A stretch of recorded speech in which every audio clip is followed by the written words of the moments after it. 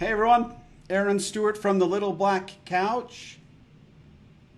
Boom, there. Thanks for joining me today on a Friday. Good to have you with me on our pursuit of entrepreneurship. I have had a very interesting day, and I'll jump in on that very shortly. But lots to talk about, especially I had some discussions yesterday that I thought were pretty fascinating. But we'll get into. I'm gonna go off schedule a little bit and discuss this, and then I'll pick up and finish off our week tomorrow on Saturday. But let's get going with the intro, and we'll jump right into it.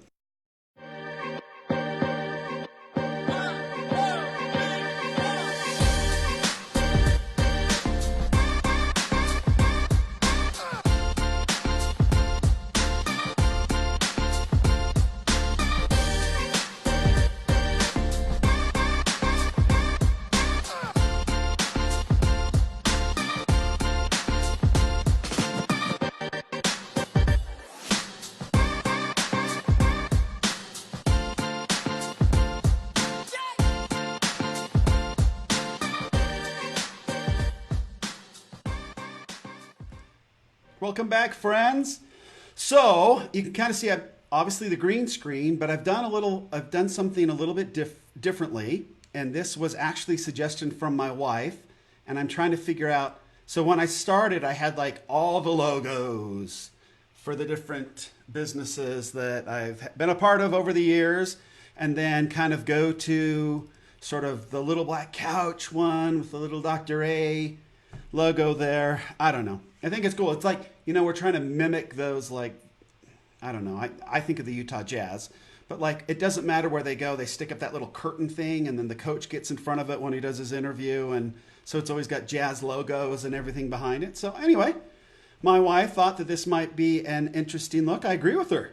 So yeah, I just made these up with Photoshop, and I got a whole bunch of different, I can change it all kinds of things. So like all the different types of companies and yeah, so pretty interesting stuff. There's like, there's this one. Oh, that's the one I just did. But there's also, there's this one. Little Accutrans. So, different sort of things. But yeah, let's make sure we get back. I'm going to go back to Little Black Couch because that's what we are today. So anyway, welcome to Friday. Hope that your week was a good one, and this is a great way to end up the week. Before we jump right into the topic on the whole purpose of an avatar, there's much talk about this, and I just want to kind of throw my opinion in there because I've had a lot of positive and super negative experiences with that. But before I do that, let's bring in our special guest, the namesake of the show. He's a little upset at me because I didn't clean off the couch before I went live. I'm looking at some other things going on in life right now. And so maybe you'll see some of this coming up pretty quick. But anyway, so I had to unpack it, and then I had to come do here, and then I had to run to a meeting. And then anyway, so he's a little, he's embarrassed. He's embarrassed, frankly, because he always likes to put his best cushion forward, if you will. Right? Okay. Enough of that. So, folks, yes, avatar. You hear this all the time in business, and you hear it all the time in entrepreneurship, is that before you launch and before you get going, make sure that you understand who you're marketing to, right? And so I have been through this process with different companies I was trying to think about, it's somewhere between like 8 and 12 times. I figure we've spent well over $100,000 to these agencies to have our avatar built out for us. And it's sometimes some of the groups were very, very detailed, and some of the groups were not so much. It was just kind of a form, and then we'd kind of spitball it and come up with something. But I've been so interested because there's so many different ways to do it. But you'll have a bunch of different folks online now telling you that you need to jump in to your avatar and you need to understand your avatar. Okay, so the problem that I have with this, and I hope that it's somewhat of a unique and frankly ironic situation because you've got some folks that are telling us, Well, for example, when you go online and you're trying to find an opportunity for yourself, they'll tell you to go out and find a red ocean, essentially a marketplace where there's a lot of customers looking for one particular type of product and then coming up with a product that matches that group of individuals. So you kind of are finding your avatar because you're finding a market that's well developed, it's ultra competitive, right? They've bloodied the waters with all this competition. And now you're trying to find those individuals, but then you're going to tweak your offer a little bit to hopefully take a piece of those folks back with you to purchase your product, right? And you're going to do that by being an attractive character. You're going to do that by maybe making a better offer through your experience, whatever, right? You're going to present something that's more intriguing and maybe a solution that's just a little bit better, right? A little bit better mousetrap. You do it a little bit better, and hopefully you can take some of these red ocean folks off of this and bring them into your new opportunity, which is your blue ocean, right? It's nobody's in there. It's just you. You're hanging out. The water's fresh. There's not a lot of fighting going on. It's because it's just you and your customer swimming around right in the blue ocean. So that's sort of the direction a lot of us are told to go when we first get into entrepreneurship. Find a very red ocean and then create a new opportunity and base your solution on this very well-defined avatar with maybe like they're not totally happy with all that's offered in the red ocean, and so you try to peel them off that way. Okay, so that's definitely one of the ways to go out and try to discover a market. Well, that avatar is quite well defined, right? It's essentially the people are buying in this red ocean. And to go super deep into that kind of avatar is frankly kind of a big waste of time, right? You're really looking for one or two little differences in the product. And then you're trying to, that you know they have a problem with, right? So you're asking questions or whatever. And then you are now developing an avatar based on the answers you got back.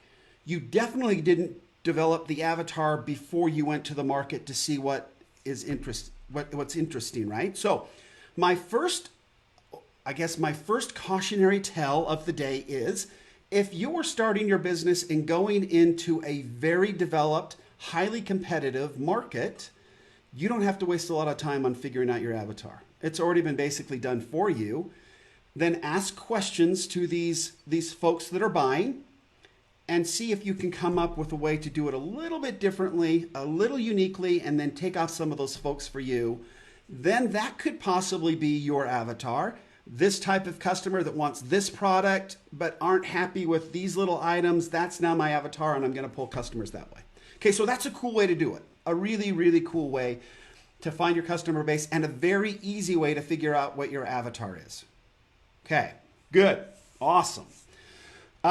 But you've got some folks that are out there online right now telling us that before you launch anything, you've got to really get detailed and figure out your avatar. Yeah, I mean, yes, you want to make sure that your marketing is going towards a certain group of people because nobody who is confused is going to buy, right? So if you're forming an avatar to try to figure out your message and make sure that it's very concise and clear, then that's a good exercise.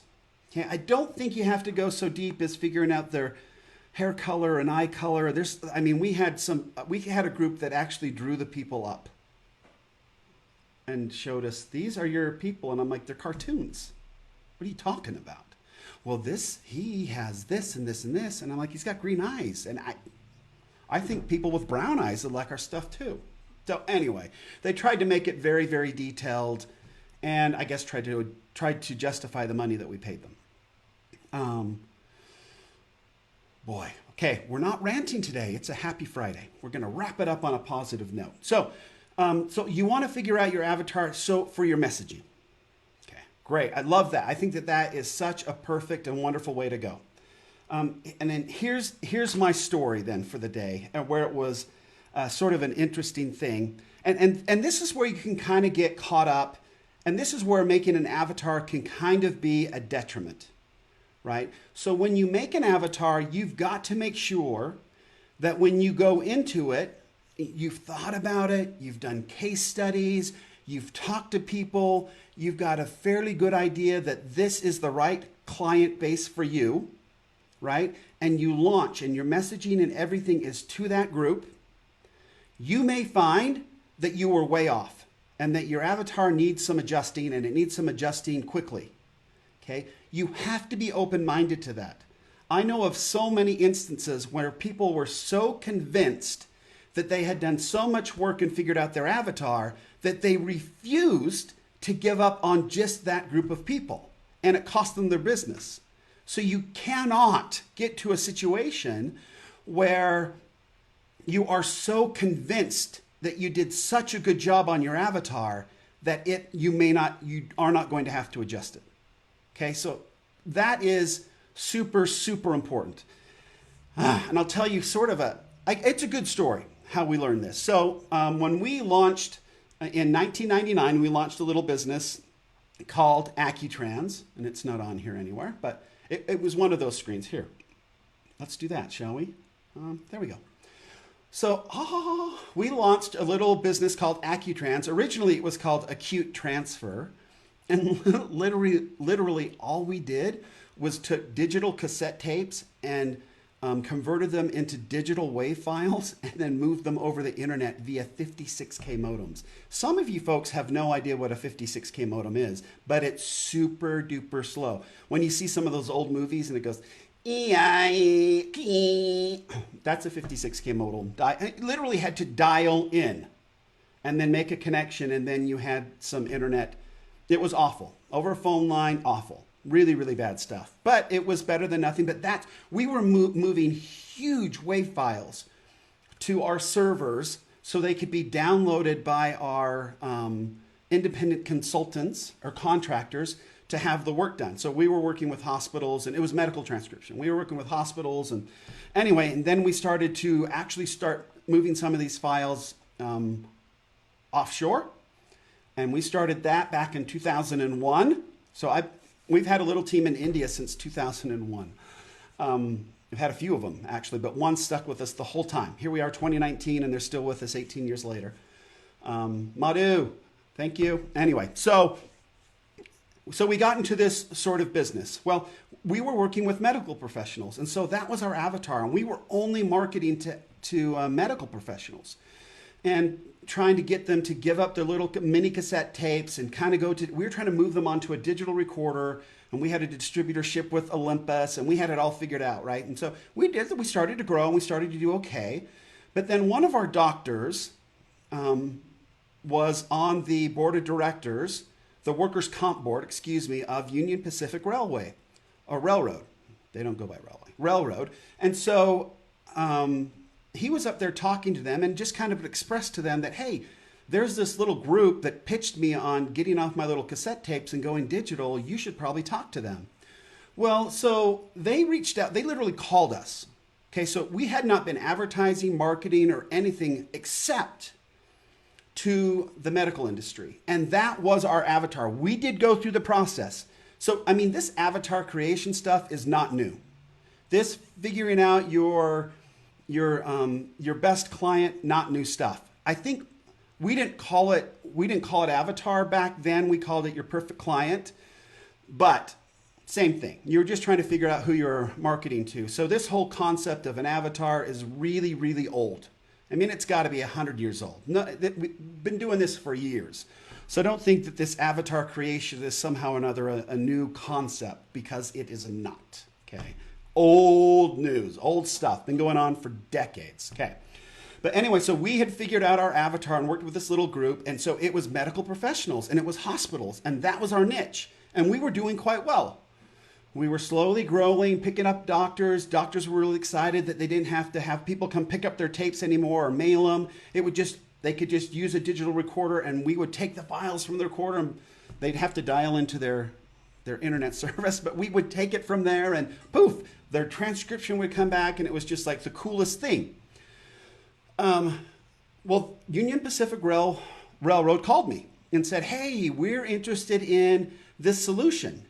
And I remember thinking on the call, yeah, but we're only in medical. Our avatar is doctors, period. And now you're a bunch of railroad folk? Don't think so. But I sat there and listened to him, and I said, you know what? It's probably worth going up and sitting down and having a conversation with him. So I went up there. It turns out that they weren't using mini cassettes. They were using like the big old recorders with the big cassette tapes, and they would have these investigations where they would sit in a room and they'd push a button on the recorder, and they'd have mics set up around the table, and they would have these investigations into employees' conduct according to union rules. And so they would go through and do all this, and then they'd have this tape that had to be transcribed and a bunch of other stuff. Well, once they showed me all that, I said, yeah, we could probably figure something out, but we didn't have trained typists for railroad work or legal work or any of that. So we had to go out and get some people trained. But that became a very, very big business for us. It was probably 50 times bigger than the medical ever was at the heyday. And so when we talk about avatars, I think that we have to be careful, and we have to be willing to, one, if we are not making enough sales and not growing as quickly as we feel like we should as a company, we may need to reinvestigate the avatar and start asking questions and seeing why people aren't buying, and figure out if maybe we missed on the avatar a little bit, right? If maybe the messaging isn't quite fitting who we think our customers are, or maybe our solution isn't fitting who we think our customers are, and then adjust, okay? And then the other caution is to make sure that when other opportunities come that are not from your avatar, that you remain open-minded, that you remain creative, and that you look and try to figure out, how in the world can I take this product and make it work for this particular person or this particular problem, and stay open to these creative opportunities, because you never know which one could be way bigger than the one you're in now. Had I not been able to say, okay, it's similar enough that we're willing to do a whole bunch of work to retrain a bunch of people to handle this, and we were able to build out all kinds of cool technologies for them after that. And we weren't a technology company, but they kept having problems, and we kept figuring out solutions to help them. So it grew into a business and a new opportunity, just because I wasn't so focused on the avatar that I ignored new business opportunities.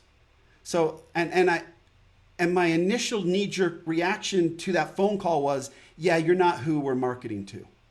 I'm not focused on that now. I want to stay with my core offer. And that would have been a colossal mistake. Okay, so hopefully that makes some sense as we go into the weekend. We'll pick up our discussion on education and perception and creativity and stuff tomorrow, and I'll complete that loop. That will be tomorrow, I promise you. But I just wanted to get on this live for avatars today, just because I've had so many discussions with people who I believe are making a grave mistake, being so focused on their avatar that they're not willing to look at opportunities that may be better suited for the solution that they've put out there. So hopefully that's helpful. I hope you have a great weekend. Please know that I think we just want you to know, as a mate, you're amazing. you're the bomb.com, bro. Thank you so much for that clarity. Nick and Monica always bringing the goods. Appreciate them very, very much. All right, well, it's Friday night, so let's go have some good time tonight. Dance away, have a good time, and until tomorrow when we do our next live, this is Aaron Stewart saying, entrepreneurs are changing the world. We are the ones that people need to solve the world's biggest problems and make the world a better place. Until next time, thanks for joining me. See ya.